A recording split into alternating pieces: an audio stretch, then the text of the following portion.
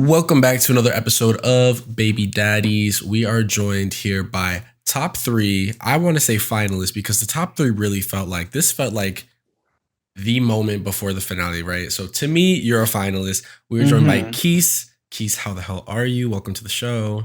What's up? What's up? I'm doing good. I'm feeling blessed. Thank you guys for having me on. I'm super excited to just get into the things today. We had a lot to get into. We are we got a really lot happy of to have you things. here. Yes. We were watching the episode and we were like, who should we have? Who should we have on?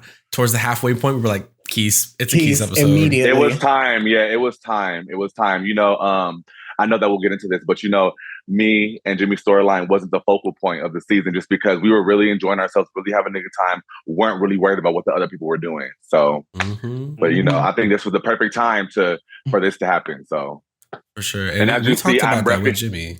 I'm repping my season. Yes. Season 2. Just Come on, season 2 shirt. Yes. For those of you watching the video version, you can see Quis' shirt. If you're just on Apple Music, which I think the only version that doesn't have a video is Apple Music. So if you're on Spotify or YouTube, you'll see it.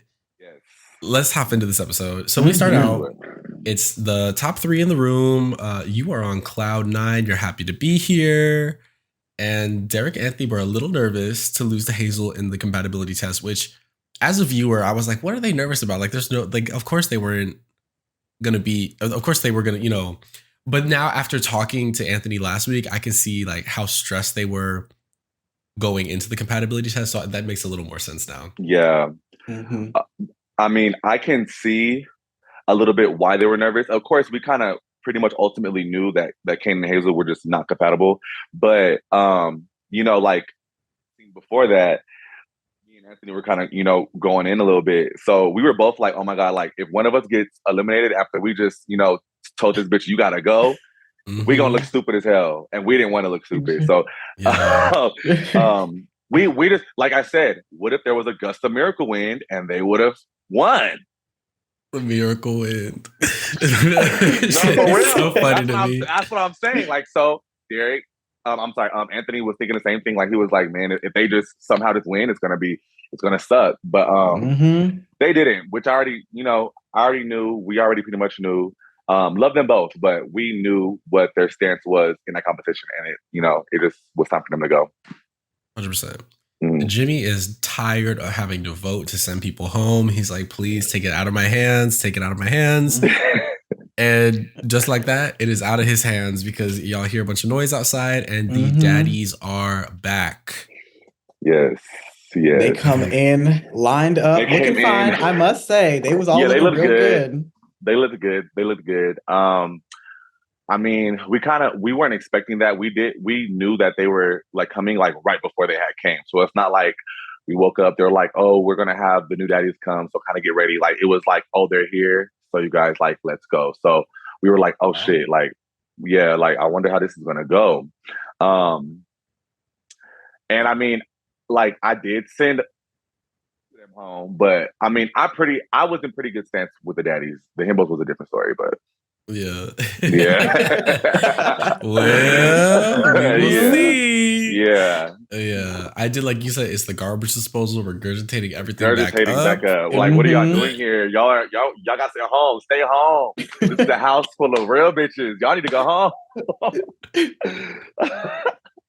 And the couples are tasked with answering questions from the daddies, and the daddies will choose who advances. So let's go through some of these questions. I wrote them all down. So Looter starts out. He says, who should I send home and why? Which to me, Looters was living his Drag Race fantasy, But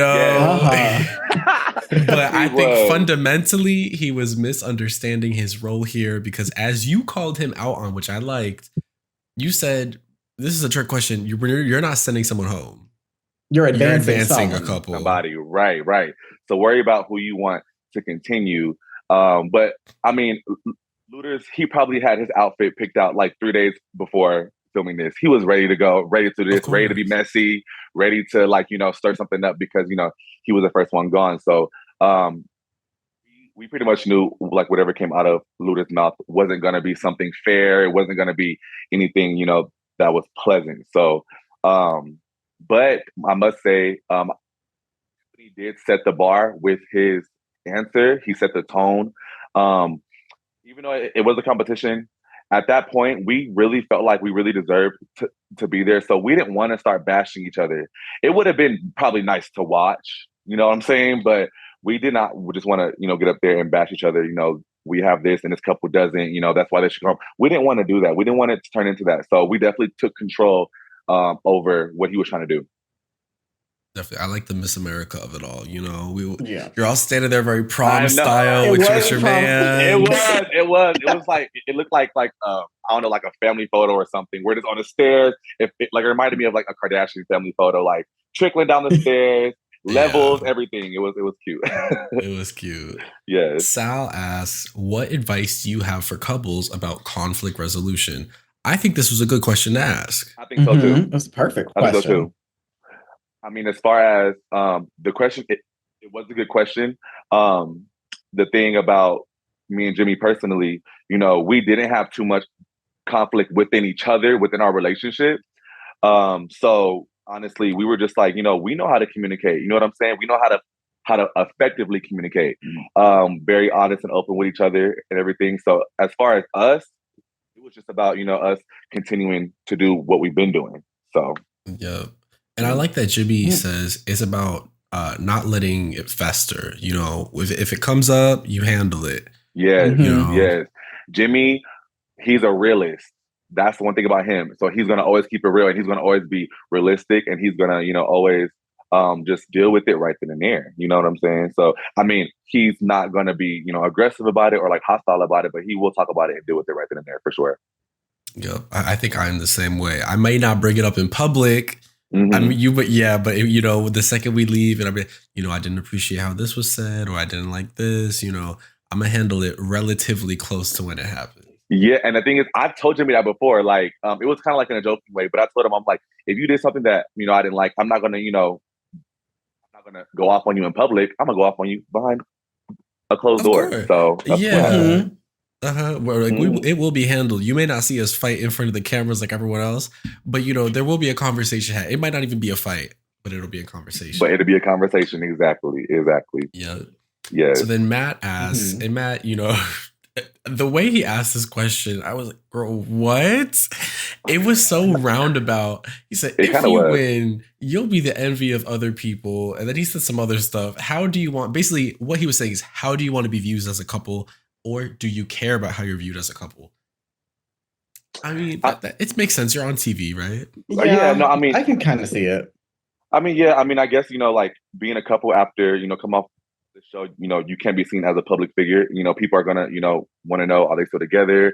Is it like how they were in the house, everything. So, I mean, I understand what he was trying to ask. I mean, as far as me, I just kind of wanted to show, things can happen unexpectedly, but sometimes the best things happen, when you just least expect it. Yeah, Nigel and Rico had a good one here. They spun it, they were like talking about in the sense of you don't often see people on TV being loved who look like the two of them. You don't see bigger couples getting that type of love on TV. So I like that. That was good. I like that too a lot. I did. Then Dr. Ed asks, what is the most important factors to a healthy relationship? I mean, I forgot. What did I say? I don't know if I answered or if Jimmy answered, but I mean, I'm sure that we probably talked about like communication, just kind of just being on the same page with one another. Always, just always willing to be open about like not bottling stuff up, because that's just when shit hits the fan if you do that. So. In the confessionals, Rico's talking about how he's a little nervous that Dr. Ed is going to choose Anthony and Derek because of the twins. Yeah. Rico also says something here that struck me a little odd. He talks about equality, which I think after he explained it, I was like, okay, it makes a little more sense, but it's not really equality. It's more like balance and putting the same amount of effort in. Yeah. But I just think like the word equality, I was like, wait, what? I think that it made me a little weird. Yeah, I mean, it can, like, when you say equality, it can go into, like, different things, but I think balance is a much better way to say it. Yeah, balance. Like, we both put in the same amount of effort. We both put in. When he said equality, I'm thinking, I'm like, no, right, si se puede, we can do it. I was like, okay, work, sister, yes. Yeah, it definitely could be misconstrued, for sure. Yeah.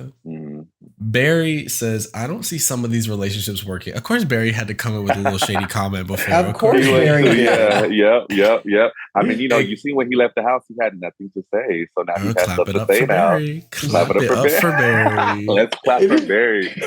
I mean, explain. I guess, he felt that way. One thing that I can give props to Barry about is that him and Marcus are still together right now. So, and like, and like I said this on the show, I'm not a hating ass bitch. So you know what I'm saying? Like if it's real, then it's real. But I never thought that they were not into each other. You know what I'm saying? I never thought that. But I mean, he feels how he feels, and that's just that. I mean, I thought it was very evident that they're into each other. Yeah, Imario said, "Oh, confused that they're still together, girl. We saw the clips. We saw the clips." I mean, when it comes to this reality TV stuff, like it's just always questionable. Is it real? Is it fake? Are they just doing it for the cameras? Are they just doing it to stay in the house and everything? But I mean, people are going to question it, but they are still together. But I mean, as far as the house, I mean, still there, and he wasn't. So it is what it is. He's on that side, I'm on this side. So that's that. The thing for me was like, I always believed that they were into each other, but the way that they played the game was a little too hard and fast, and it blew up in their faces the way it did. It did. I did tell Barry, because by the way, me and Barry are very, very close now. He's one of the people from the cast who I'm like the closest to. And we always talk about it and we always like get into it. I told him maybe if they would have chosen someone who's like been in the house and kind of build a foundation with somebody who's been in the house already, maybe that would have gave them a little bit more longevity in the game. But since the fact, they picked each other, I mean, but like it was a true thing. Like they really liked each other. So, I mean, but they picked each other. So it was kind of like, a package deal. The new bitches had to go. Yeah. They had to go. Yeah. And the last question we get, Kane says, give me one statement on why you're so compatible since everybody beat me in the compatibility test, basically is what he says. He's like, who is really compatible for real? Exactly. Let's get into it. Man, and I like the two you talk about how you get along despite your differences. And I think that's a really nice thing to see. No, for real. I mean, you just wouldn't think that me and Jimmy would, even correlate or even, have anything in common or anything like that. But I mean, like, we really actually took the time to get to know each other and just, talked about, life before the show, life after the show. And like we really grew a true bond, which is why we won the compatibility test. And with that test, there was just like, there was no hiding. And honestly, because that episode, like, because we just really thought that we were gonna win that whole challenge. So we didn't even think that we were gonna have to even deal with that. But I mean, it is what it is. I personally think that our photos, let me just say this. I personally think that our photos, they did explain to us, they were like, this is not America's Next Top Model, so we will not be judging from your photos. I was like, okay, that's fine. I thought they were judging for the photos. I thought it was like a half and half kind of thing. That's what I thought it was, 50-50. Nope. They told us, they were like, this is not a modeling competition. It's not America's Next Top Model. We will not be judging off how good your photos look. What? I thought that was all part of it. It was solely based on Rachel's opinion and how she felt during that interview, which I knew that we can, kill that too, which I feel like we did really, really good. I mean, because she chose the winner. She wasn't there during the photo shoot. She didn't see the photos. She wasn't there while we were taking the photos, and she didn't see the photos after they were taken. So she chose the winner based off the interview. I still think that we should have won. I loved our photos because I mean, I model. I'm an editorial model. You know what I'm saying? I do Fashion Week and everything. And a lot of the other boys are like, they do like the boy toy kind of thing or whatever. But I knew what I wanted when we got that challenge presented to us. And I told Jimmy, I was like, just take direction and we're gonna get this and we're gonna kill this. And our photos are photos that you would actually see in a real magazine. You know what I'm saying? And it showed the way you led Jimmy was so smart, and you could see, like, I could see like kind of the cogs turning in your head. You're like, no, we're gonna do this. You're gonna follow me, and it comes out in the photos because the photos are gorgeous. Mm-hmm. Yes. I just was like, and this is exactly why. And Jimmy was like so pleased too, and he didn't mind at all just falling into whatever, whichever way I told him to move or whatever, and he just felt so comfortable, and like he trusted me because he knew, because like I said, we've been talking. At that point it was top four, so he knows what I've done, and he's seen what I've done, so he was like, okay, you got this, so we got this, and I think that we killed it, and I think that we should have won, but things happen certain ways. So there was a lot of discussing. Dr. Dilf told Matt not to discuss too fast because you didn't get on camera for a long time the first time. Right. Take your time, milk this moment. Come on. And there was talk of the of Dr. Ed, like, maybe voting for Derek since he was the boyfriend of Daniel. And I was like, no, this is going to be an impartial decision. And that's what he also said too.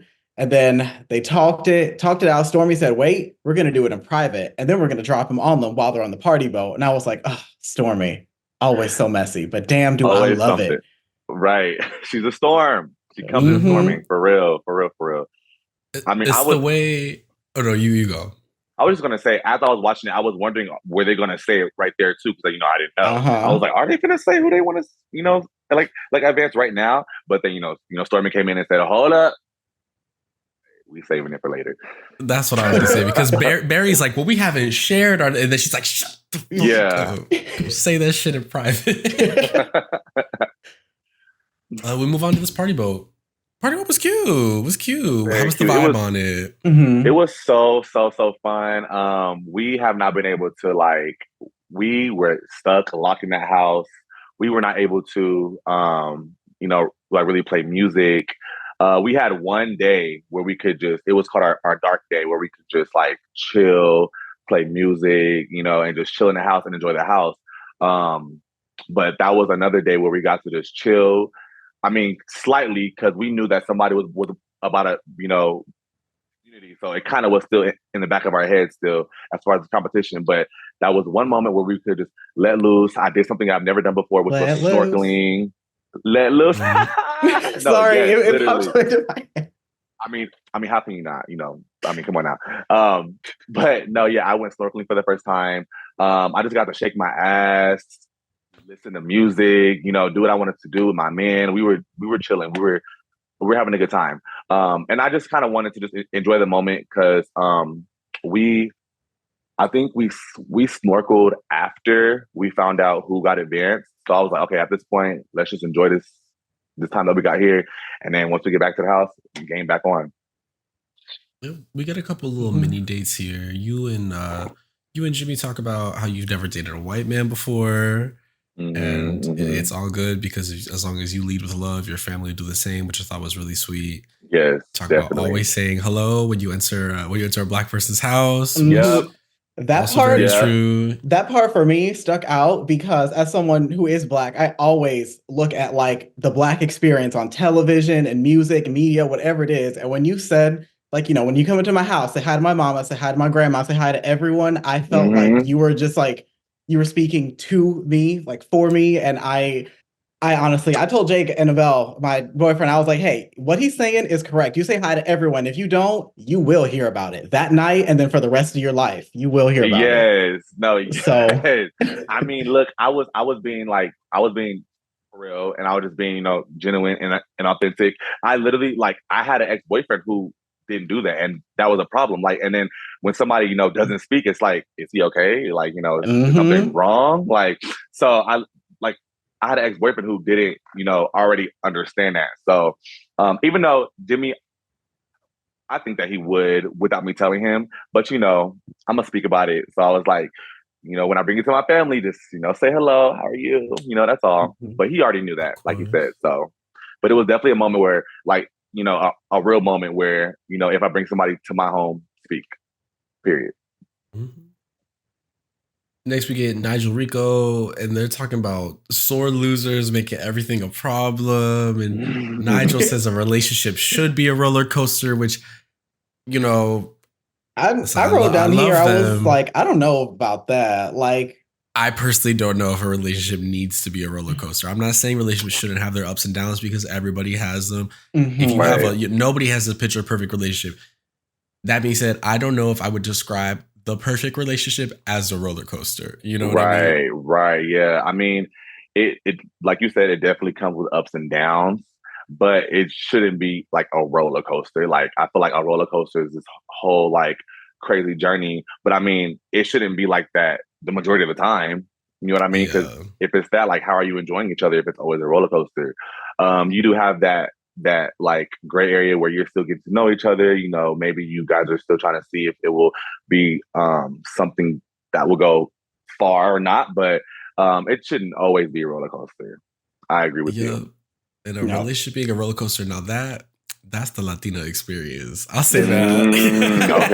Okay. I mean, when he said the roller coaster thing, I was thinking of the Rihanna, like, We Found Love music video where they're like happy fighting and then they're like throwing stuff in the next scene. I was like, is that what you want? Because I mean, it's date a Latina, like Jake said. I mean, you can have it. Listen, La Toxica, they're out here. I mean, some people thrive off of it. I don't know. Some people just get their rocks off from it.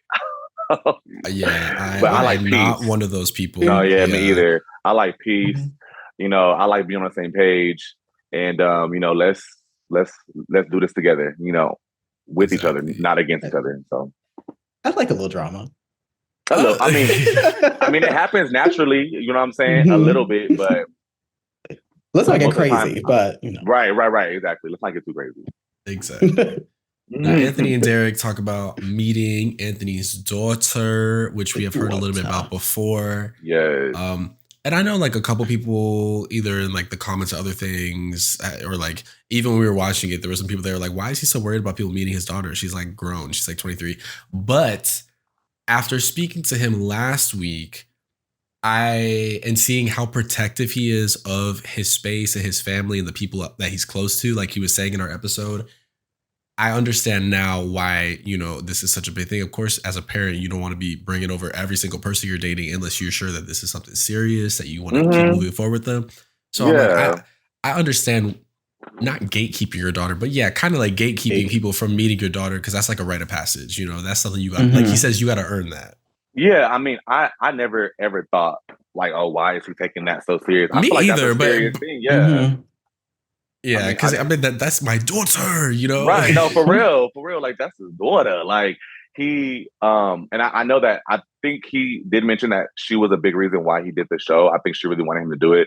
I mean, like I have, you know, cousins who, you know, don't bring guys around their kids, like every guy that they meet. You know what I'm saying? Because you know you don't want your kids to just see you go through this person and then the next person and the next person. You want to know that it's going to be something that's going to last before you know, bring them into that world. So that's just steps that you take in a relationship. You know, we get to know each other.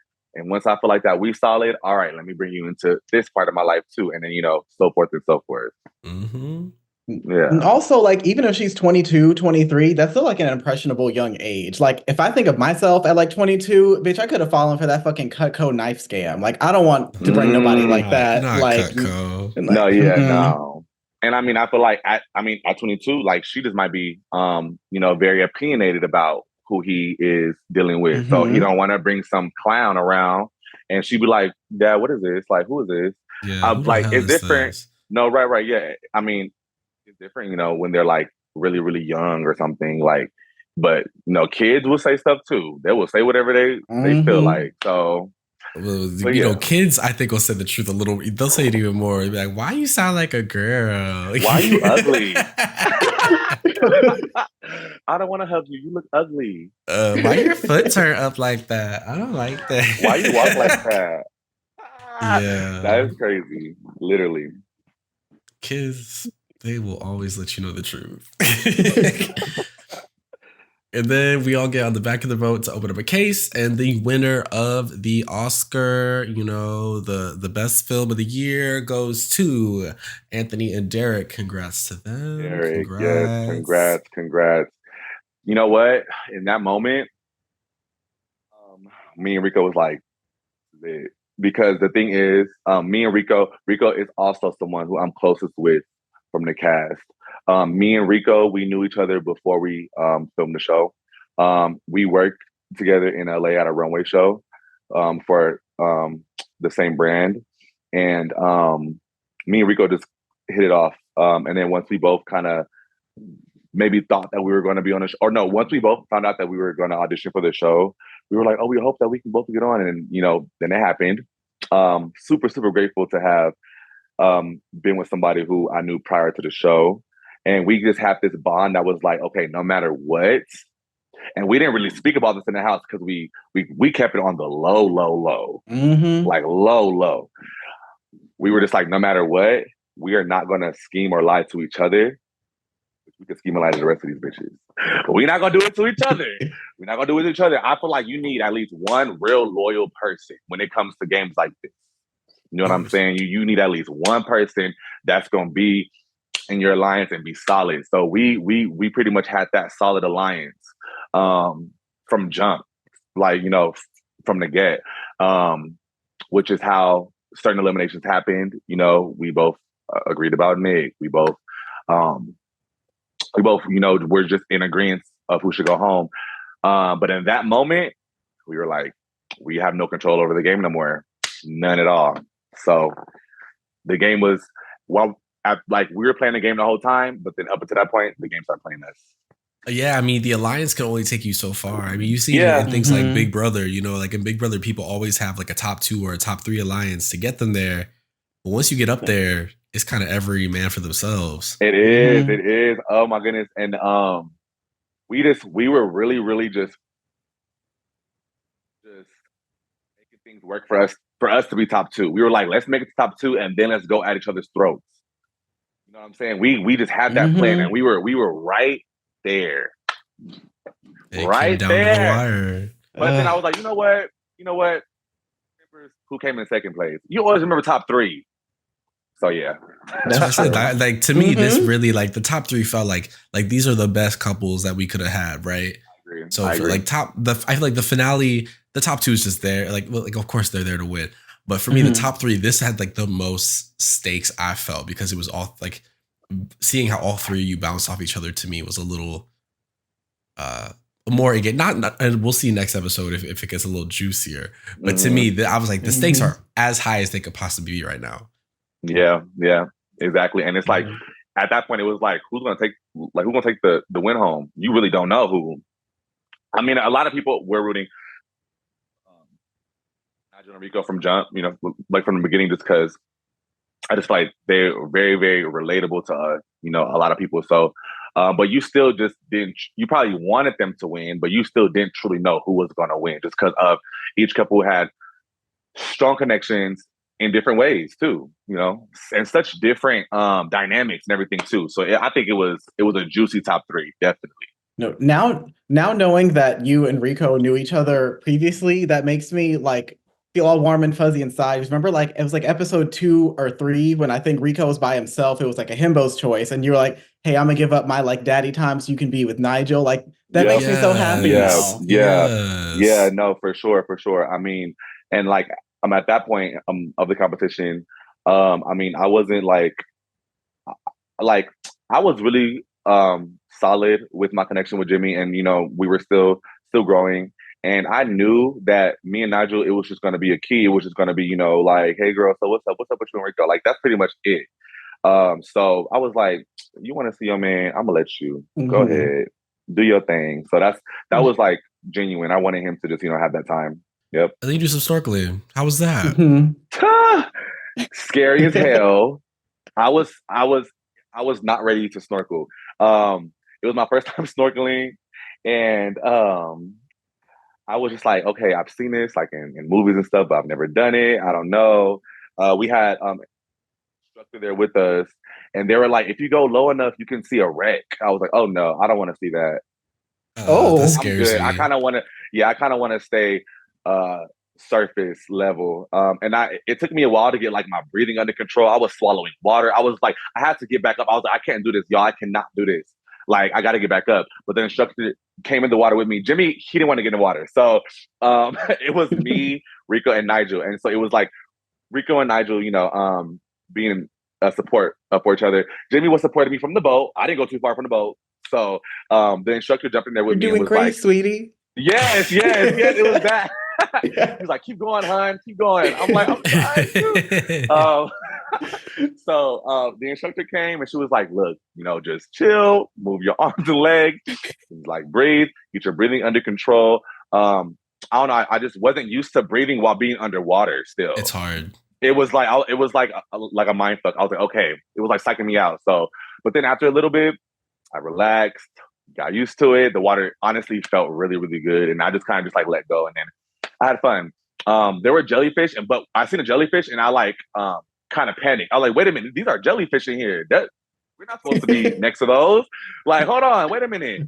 But they were like friendly jellyfish. Like they would sting you, but it was like a little pinch. It wasn't there's some deadly jellyfish out there.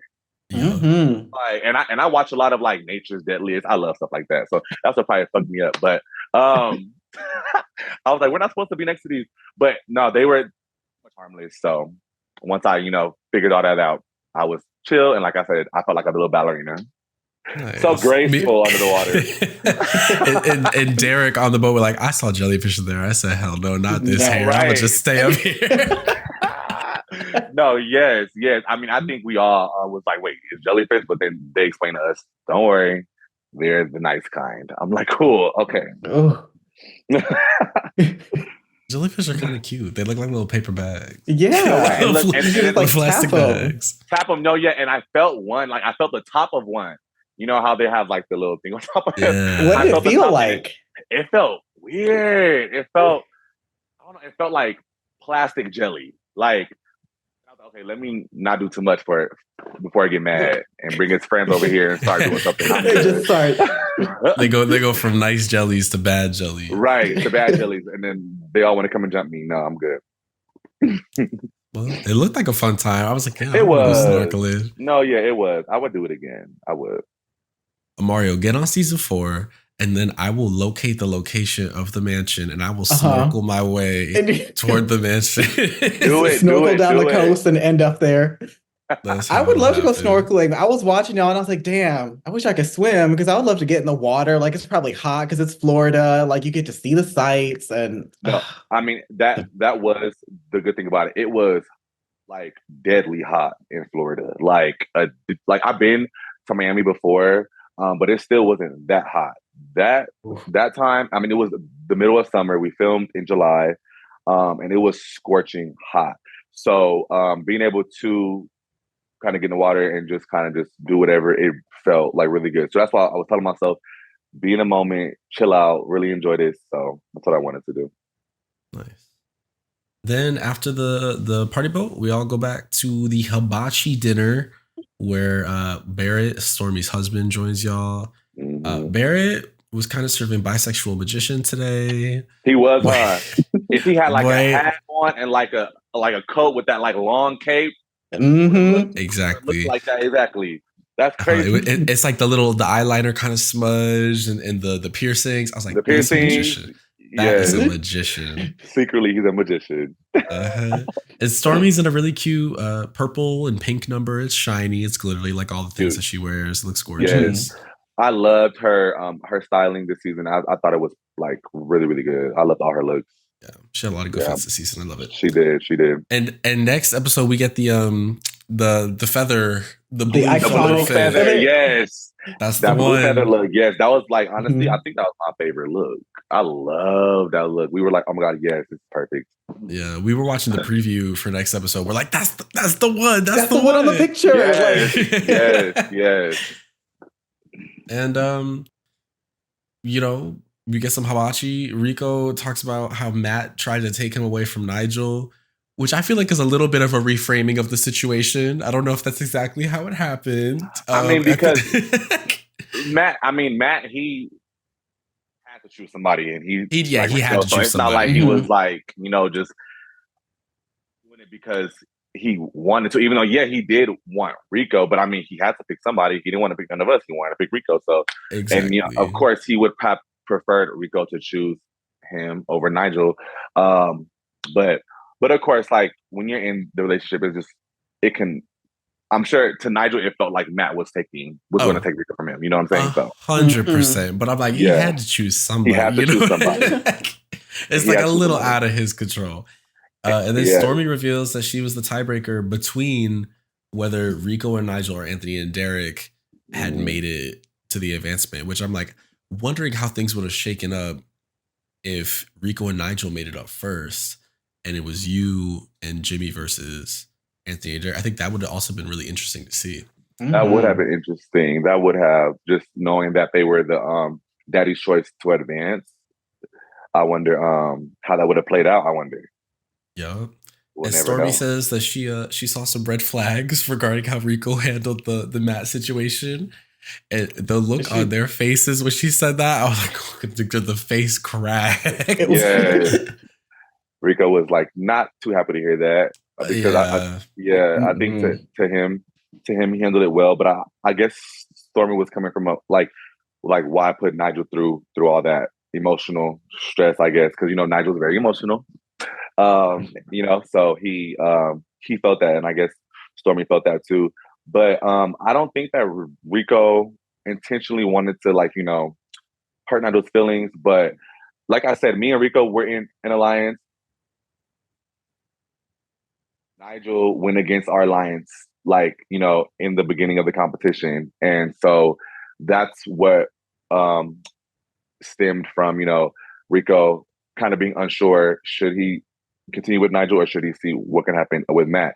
Nigel showed a little bit of disloyalty, but I am happy that he chose to stay with Nigel, though. I really am. Same. Yeah. Same. Really am. Yeah, I think to me, Stormy basically was like, I mean, I think she really said it. She was like, I didn't think you had to hurt his feelings that much, which Nigel was very in touch with his emotions. So I think Stormy really just picked up on that part of the situation and being like, there could have been a way to handle it where you talk to him a little more instead of just going with Matt, and maybe the feelings would have been spared a little bit. But either way, all water under the bridge at this point. Yeah. And Jimmy is about to go in after hearing that y'all came technically in third place, right? Yeah. And the food gets dropped off. I know, right? Like, I'm like, can this happen like 5 minutes later? I don't know. But I mean, the food was good. So shit. Oh no, you said the food was good. I was like, I mean, I want to try a little toss of my salad and hibachi vegetables. I need to I was going to bring up the menu at the end. We can bring it up now. That menu was funny. I wrote hibachi hot house on my notes, and the choke in the chicken, it was like, the whole menu was gold. Yeah, I was like, I want all these. Oh, thank you. Yeah, bring me a little bit of everything, actually. Thank you. Yes. And the chef was so cool. He was like doing all little tricks and stuff. I was like, oh, this is nice. I love that. Hibachi's fun. I love hibachi's a good time. It is, always. And Jimmy basically talks, like in this segment, he basically says the same thing that he said in our episode with him, about the pitfall of being a well-adjusted human on television, because if you don't have the drama, you're not the focal point of reality TV, which is great for a relationship, but bad for reality TV. Yeah. So, yeah, I mean, it's just true. I mean, like we were genuinely like enjoying each other, getting to know each other, just enjoying each other's company, and like really just getting into the kind of people that we are, and getting into the fact that like we got chose by default, but we're really we really have so much in common. So there wasn't no like bumps in our relationship or whatever, but I knew as a viewer, like I knew that certain things were going to happen from the middle to the end of the season. So I mean, I wasn't like worried. I'm not someone who is going to be like fishing for camera time, but I know what I bring to the table, and that's just me being real, and that's what me and Jimmy both were. We were real, so, and we both just genuinely like each other. So and I think towards when there were more people in the house, I think it was a little easier for the two of you to get lost. But we see like once people started getting eliminated, you became the focal point, even without drama necessarily. Like you just started becoming more present, which we just see over the course of the season. Right. Exactly.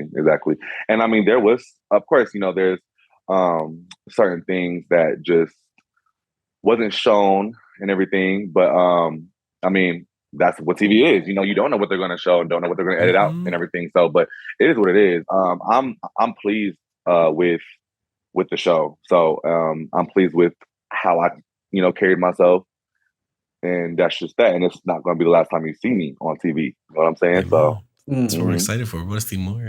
Yes, you will. And then the Himbos come in. Before I start reading out all these questions, talk me through your feelings when you saw them come out, because we see it all over your face. You said, "Look me in the eyes when you speak to me." You said that, and I got a little scared. Talk us through that. Because I said that because I'm sitting there, you know what I'm saying, at the table, and as soon as people coming out, I'm right here. And then like I knew that it was already happening. I knew that, and then when Nick asked his question, he says, "Rico, I'm a big fan of your relationship." That's when I was like, I rolled my eyes. I was like, girl. So I mean, the thing is, I'm trying to figure out if I can talk about this or not. There was just like some animosity before that. And when I heard that the Himbos were coming back, I was like, oh, this is going to be interesting. Just because there was an incident that wasn't shown on the show about someone trying to get me disqualified from the house. And it wasn't shown just because like things just didn't, like how the storyline like played out. It just like wouldn't have made sense, but it still happened. Mm-hmm. Yeah, but it still happened.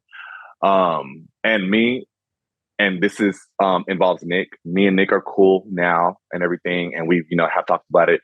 But just so I can speak my truth and explain why I said, look me in my motherfucking eye when you talk to me.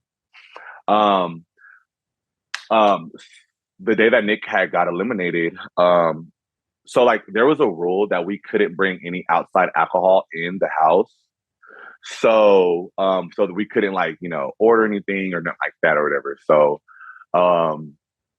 he had somebody bring a bottle in the house.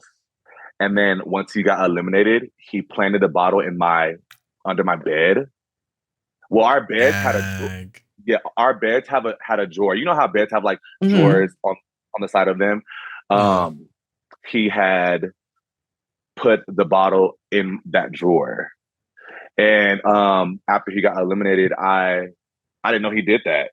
But I mean, all my shit's in that drawer, my snacks, all my stuff in my hair and everything. So I go upstairs, and so mind you, this is the night that he got eliminated. I go upstairs, and I look at my drawer, and I was like, what the fuck? Like, what is this doing in my drawer? Like, huh? It was just so, I was just like, oh, okay, this is what we're doing. And then it was this whole thing where like, cause like there was cameras in our rooms, there was mics in our rooms and everything. Even when we weren't mic'd and everything, they still had sources to hear and see us still. So it was so crazy because after I found that, I was like, Rico, come look at this shit. Like, look at what this fool put in my shit. Like, is this? Oh wow! Am I crazy or is this happening? How do I say this? I was just trying to make sure I wasn't crazy. Yes. So I didn't, like, no, this is what's happening. This is what he tried to do. I'm like, wow, okay, so this must be what he tried to do. So the next morning, our production came in the room and was like, everyone okay? Did anyone find anything? I was like, oh, the finger. I was like, okay. I was like, and I said no. I was like, no. But then honestly, like probably like 15 minutes later, I was like, you know what? Let me tell them what's up. Let me tell them what's going on. I mean, they obviously already knew. So, and I am, and through the whole experience, I was always transparent and real with production. I love Daddy TV, and I can't wait to be back on set with them. I love Daddy TV. They are one of the best production companies that I've ever worked with. So so in my head, I'm like, no, like I need to tell them what's going on. I need to tell them the truth. Like I don't, like I want them just to know that I can be real with them. So like 15 minutes later, I was like, I did find something in my drawer. It was a bottle of Tito's. And it's always Tito's. It's always fucking Tito's. Always do. Oh my God. It's always Tito's. And he was like, thank you for telling us. He was like, we already heard. And I was like, here, take it. You know what I'm saying? Let me get a shot first, then take it. I was waiting for that. I was like, there's no way you just gave it. No, yeah. I mean, I did that. I was like, bitch, I'm about to take a shot then. So, but like that was a rule. We couldn't bring any outside alcohol. You try to sneak it, then it'll be, consequences. I don't know if it would, I mean, they didn't want that to happen. It was a rule. They didn't say if you do it, you like get sent home, but it's like, what else, could happen? You know what I'm saying? So, I let them know that and everything. And they looked at the footage and then, they seen Nick plant the bottle in there before he left. And so that animosity, I didn't see Nick. He got eliminated, found that out, and then I seen him when they came back. Gosh, so this is like the buildup of everything. This is the buildup, yes. And that's why I wanted to explain that. I'm not even here trying to, like exploit Nick or trying to, spill his tea or whatever. But I mean, I, deserve to speak my truth. I wasn't just irritated and kind of annoyed for no reason. And then, like on top of that, I knew that they were already plotting. And then I just knew like Nick with that situation. And I knew Hazel, as far as I just told this bitch to go home the week before, like they were plotting, chatting. I already felt it. I already knew, like my intuition is strong. Like I just knew what was going on. So I felt the energy right when they walked out. And that's what I'm saying. Like when they walked out, it was a lot of like looking down, looking up, like you're about to ask me a question. At me. You're about to ask me a question. So look at me. So that's why I said that. Gosh. That's why I said, look at me when you talk to me. And if you can't look at me, don't ask me shit. Nice. And you know what? That's the real one, because I can see why you had some words. Like that's trying to get disqualified from a show. Oh, bitch, it's over. Like wait till I see you at the reunion. Yeah, and you lucky it was a bottle of Tito's and not Casamigos. If it was Casamigos, bitch, I'm swinging. Right. You lucky it wasn't Henny, because if it was Henny, the whole house would have been burned down. Stop playing with me. So that's just stemmed from questions. That. So, but yeah, go ahead and get into the question. Okay, so Aaron says, why should you not be in the top 2 compared to the other couple? Which upon my second watch, I said, he said that wrong. It should be, why should you be in the top 2 over the other couple, right? Right, yeah. Yeah, because when he said it, I mean, like, y'all understood the question because you still answered it like that. But, exactly. But yeah, I just think he maybe got a little tripped of the words because I was like, wait, what? Why should you not be in the top 2? Anyway, you say you don't need all the rah-rah. You don't need to argue a fight. We handle our shit. We are good. We're compatible. Nigel says basically the opposite. He's like, dive into conflict. Take the good with the bad. Be the roller coaster. Feel the emotions. And, there are things of merit that both of you have said. I think both of you are right to different extents. Everyone's relationship is different. So it really is up to the Himbos' decision at this point, Yeah. Yep. Hazel says, what are your strengths that can be a breaking point for the other couples? This is another question I don't really understand. And let me tell you, for the other couples? Right. Like let me tell you, when we answered that question, Hazel was like, you didn't answer the question, but okay. I got so mad. I was like, how did I not fucking answer the question? How about you ask it correctly? Like, girl, when you ask shit like that, what am I supposed to do? It's difficult because I'm like, what? How are my strength a breaking point for the other couples? What do you mean? Like, do you mean a breaking point to get into the top 2? A breaking point as in like to break up? Like, what are we really talking about here? I guess it was another form of asking what do you have that that other couples don't have in a different form. Yeah. But you know we're himbos, so it kind of is like, I mean. and this is why I liked Marcus's question, because it was simple. It was easy. It was a normal question. He wasn't trying to reinvent the wheel. He just said, why should you win? That's an easy question. Simple question. It's not, if Molly got 3 apples and she gives 2 to Adam, that part, yes. Oh, yes. It wasn't all the hoopla. It wasn't complicated. Straight to the point. Why should you win? Tell me now. And I respect that. You know what I'm saying? I respect that, and I'm gonna tell you why. Yeah, it really was a good question. I mean, considering it's like 200 degrees outside, ask me a short question. Like, what do you have that they don't? Okay, bam, bam, bam. Boom, boom, boom. Yes. Yeah, next. Because literally that could have been the question. What do you have that they don't? That could have been the question. That's it, right. If that's what I want to ask that. Yeah, you but gotta go all the way around it. What are your strengths that could be a breaking point to be in the top 2, not compared to the other 2, and only in relation to if they were in the top 3? We like, girl. It's like, hold on, wait, what? Yeah, trying to hit the word count. I'm like, wait, hold on now. Let me break this down. I'm like, let me break this down real quick. Ask it again. Ask slower, please. Yeah, but like you said, it's himbos, so we come in with that mindset. We gotta take our time a little bit. So whatever. Daniel, who has on the cutest crop top. I love this little rust colored crop top. Yeah, love that. The shape of it and everything was so. Yes, it's a little like kind of like asymmetrical. Asymmetrical, yes. That's fun. I really like Daniel and Derek. Them bitches, they have style. I love their style. Them hoes can dress. Love that. Yeah, that was a great out. Like when they all came out, I was like, everyone looks cute. I love Aaron's pants, but that crop top, that was it. It ate. And I do want to say something too. I want to say this. Yesterday, I did post a lot of stuff saying, all of the eliminated himbos were coming for me. They kind of already had their plots, had their plan or whatever, and they came for me. One person who did not come for me and who actually voted for us to stay was Daniel. Daniel was team Jimmy and Quis. Daniel, because he was an OG, and me and Daniel, like, we got along very well. Like we figured out that we also had a lot of similarities as far as music, as far as style, as far as doing stuff like in the industry and everything. And then when I found out he had a twin, I was like, oh my God, Daniel has a twin.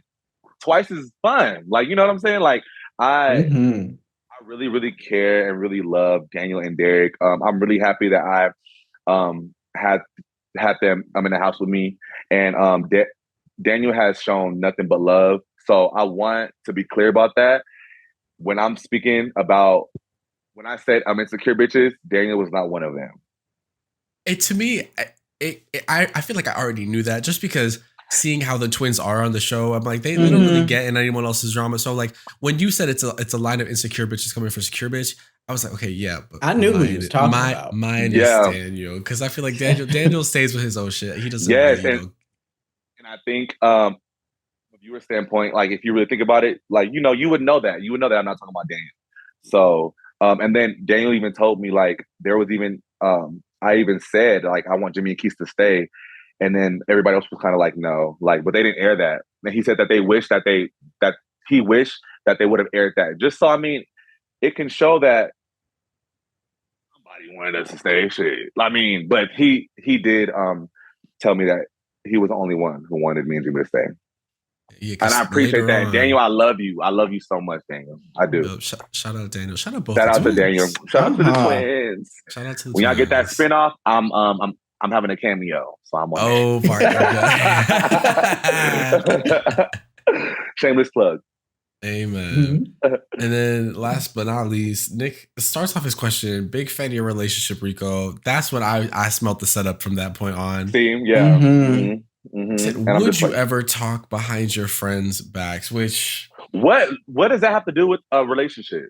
Yes. What does that have to do with what's going on right now? And I appreciate that he asked a question that wasn't super crazy like everyone else. But he maybe went a little too far in the opposite direction and just asked something completely, nonsensical. Like it was. Yeah, it would be like if I had to ask you about your relationship and I said, okay, so do you like jeans or do you like chinos? And it's like what does that really? What are we doing here? What does that have to do with this? And this wasn't some deeper level question. Like when Jimmy asked about the laundry, this wasn't some deeper question. It was just, would you talk about someone behind their back? Driven. And I was like, what? It was emotional driven. It wasn't like to really find out.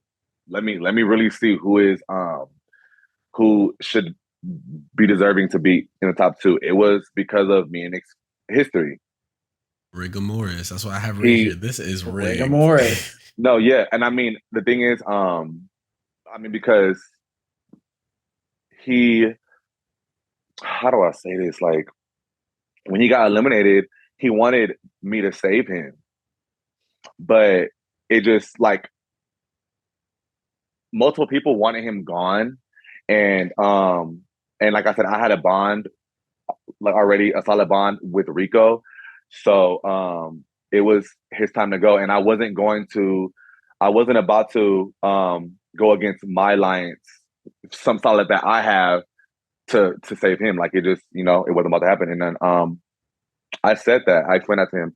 But he still wanted to do what he did when they came back. So I mean, even looking back, he had like 27 votes in a room of 15 people. There was, even if you voted to save him, there was nothing you could do by yourself. That's what I was saying. Like, it is what it is. And you just kind of got to accept it. And it's a competition. You know what I'm saying? Somebody got to stay. Somebody has to leave. And so that's why I was just like, for real, like, you taking this game so personal to where, like, you get eliminated, but you want to try to get me disqualified. You know what I'm saying? A decision has to be made at the end of the day, regardless. So charge it to my mind, not to my heart, because if you got to vote somebody out. Right. Somebody got to go. Mm-hmm. And then the Himbos start talking. Nick says he heard some fake answers. I wonder who he's talking about. Hazel says something here, which really confused me. And I would love a clarification from him. Hazel, if you happen to see this, let us know. Because he says, Quis tried the talk in private thing and then waited until we were in a group to come for me. I'm like, but if he talked to you in private, is that not him not waiting till you're in a group? Because he's coming to you in private to try to solve the situation. So I was just very, very confused by that. Yeah. I had to rewatch that and really listen to what he said. I'm like, and then it came for you in a group of people. In that group, Anthony said what he said or whatever. That scene, I was about to tell Kane what I told Hazel. And that was going to be my discussion at our DIY disaster. Let Kane in on how I felt. Basically the same thing that I just told Hazel, but I'm in a group setting.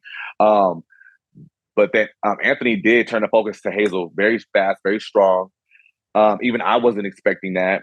And I even said to myself, I was like, let me not even, I'm not even going to turn up on her. I'm not even going to turn up too much on her because I'm not about to be seen. It's not going to be 2-on-1 with her. Like, it's not that serious. So I wasn't even trying to come off as strong as Anthony was. But like I said, I even was like, Hazel, I told you what I told you. Now, Kane, this is what I'm about to tell you. Yeah. Like I don't know. But I mean, people want a reason for whatever. So yeah, I feel like if you didn't talk to him in private, then maybe it would have made more sense. Oh, he didn't even try to talk to me in private. He waited till we were in a group. That I could understand that. But the way didn't they show both clips of like you talking to Hazel in private and then they immediately showed the group ones? I was like, well, baby, them is two different things. Like, that part just made zero sense to me. And then Jimmy's going off in the house. Talk to me about this. The hottest mic moment. Yeah. He was telling me too before this aired. He was like, "Oh my god, like I'm kind of like dreading what they caught on the hot mics." Because let me tell you, after they sent the Himbos back and they were like, "Okay, you guys go inside and we're gonna have you guys separated and they're gonna deliberate." Me and Jimmy were like, we were both fuming. Like we were like, "Bitch, we might as well leave now." The fuck, like what the fuck, like they all are on one page and it's to send us home. I'm like, this is bullshit. And then you could just tell the energy and the vibe and everything. It was just, we are targeting Quis and Jimmy. We want to test Quis and Jimmy. Let's test them. And Jimmy, like he had it. He had it. We were just honestly just like letting steam off. And I was like, bitch, it's okay, because like whatever happened, we from the reunion soon, so we all gonna be in the same space, and I'm gonna be able to say what I want to say. And we had to be. They kept telling us to be quiet and be on ice. I was like, and there's no on ice at the reunion. So, and I was like telling Jimmy, I was just like, I know it's frustrating because like Jimmy, like he's a very peaceful, very reasonable man. He don't deal with bullshit.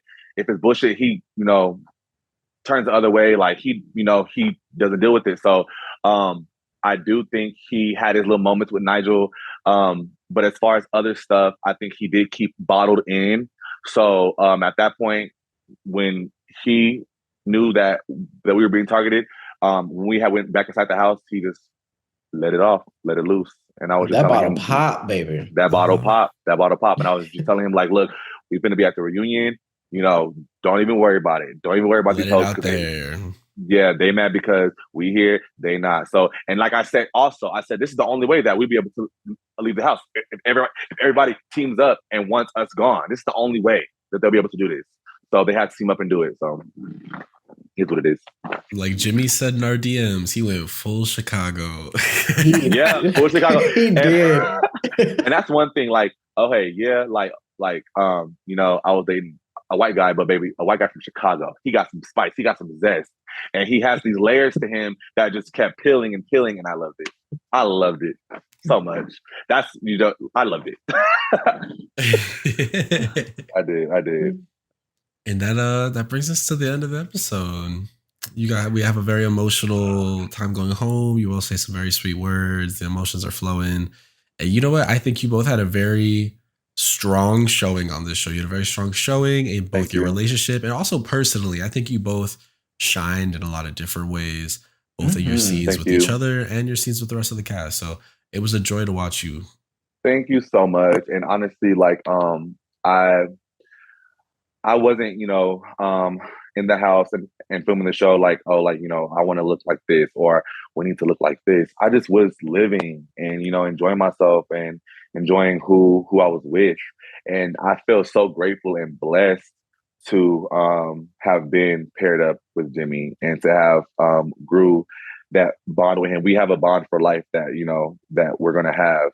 And that was, I think, what got me when I couldn't hold the tears in anymore. Those were real tears. When he was speaking, I was just like, a part of me was like, man, maybe if I, wasn't a bitch, maybe I could have got us to top 2. So a part of me was like, is it my fault? Another part was like, man, I did this whole experience with this great, well-spoken man, and I don't know why I felt like we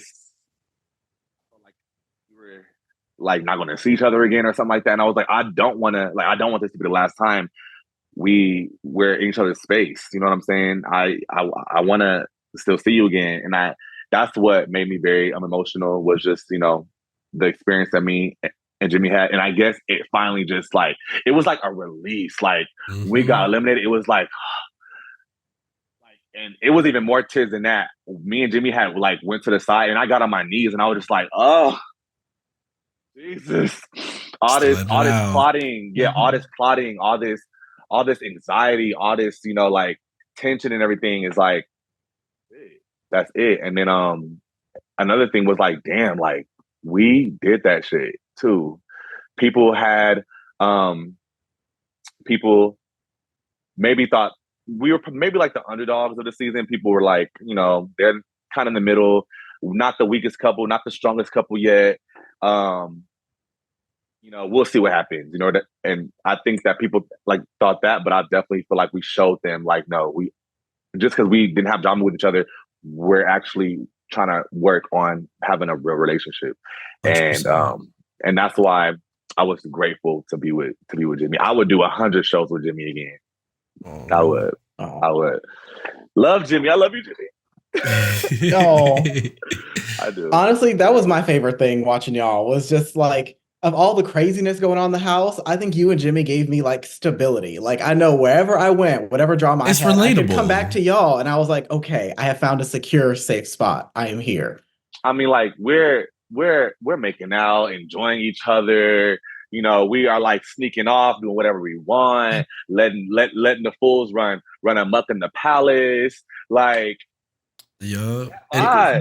And I think I brought this up. I think for me, the turning point, because I said, like I said early on, you guys weren't the focal point. For me, when it came out that y'all had found some secret room to hook up in the mansion, that's when it clicked for me. I was like, oh, no, they're stronger than we realize. And just because they're not like the main thing happening, they're still doing stuff because if they're fucking off in a room, they're stronger and more secure than I think anyone's like taking credit for. Mm-hmm. It's not my fault that they don't film 24/7 like Big Brother. We had time. We found our loopholes, and you know, like we found time alone because you know, of course, it's very very hard to have some privacy or some peace and quiet filming or just in a house like that. So moments that we could have that we took advantage of it for sure. Not just sex and not just a whole bunch of sexual shit, but but like private stuff. Mm-hmm. Yeah, exactly. Just to have like private moments, deep conversations, one-on-ones without being interrupted or without somebody coming. Like we took advantage of that fully. We cannot wait to see what happens in the reunion. And you know, I'm excited to see more Quis on my TV screens, hopefully. Yeah, no, yeah, you definitely will. The reunion is going to be really, really good. We were told by one of the producers that, you know, this is one of Out TV's most craziest reunions yet. Excited. I can't wait. Yes. And I'm actually literally getting ready to leave to go film my next show tomorrow in New Hampshire. So yeah, so just, you know, keep an eye out on my social medias, Marquise and Harrell. I'm gonna just go ahead and spell it out for y'all. Marquis, the letter N, Harrell. I also have a Twitter, which is the Big Quis, TheBigQuis. It's a little fresh. I had to make a new Twitter, so follow me on there and on TikTok at the Quis. So I'm, you know, got some new projects coming. Definitely still modeling. And modeling and TV is what you're going to see a lot of in the future for me. So it does not stop here. I'm definitely keeping my foot on next. So, amen. Yes, Imario, where's the booty to the origami at? The booty be twisting and turning the origami on Twitter at Booty Origami. Ew. Yes. Ew. It gets better every time. I swear. Yes, I love that. I love it. It's so fun. Mario's sign-offs are my favorite. You literally never know what you're going to get. Oh, it's great. My name is Jake. You can follow me at Poison Touch Pod for my other podcast, The Poison Touch Advice Hour, where a gay and his friends give you the best and worst advice to deal with all of life's predicaments. You can also follow me for my personal stuff at Crowkunk, where I mostly talk about X-Men, and comics and video games and some other shit. All my dorky stuff goes to my personal stuff. Yeah, and if you are listening on YouTube or Spotify or Apple Music, give us a 5-star, leave us a comment, copy link, share, do all the good things. Because, you know, the better the algorithm is, the better we are. And the better we are, the better For the Love of Dilfs is. You know, we feed off each other. So when the show grows, we grow. When we grow, the show grows. It's better for everybody involved. So yes.